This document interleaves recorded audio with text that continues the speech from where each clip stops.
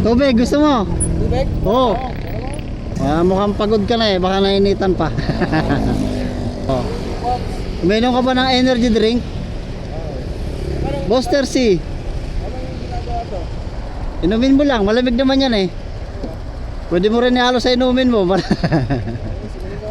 Init no? Sagsagan ng init yung labas mo.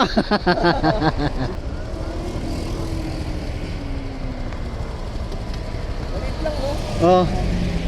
Pero ano yan, mabisa yan. Hindi naman masyadong ano yan, yung konti lang asukal, natural yung sugar niyan eh. Iba kasi matapang eh. Talagang papalpitate ka. Oo, oo. Yan talagang sakto lang kahit medyo meron kang ano sa ano, mga nararamdaman yung dulot ng sakit ng pag-iwan niya. Naman. Ilang biyahe mo ngayon sir? Biyahe ka? Kadadrop ko lang dyan eh. Eh wala na, di na pinasukan kaya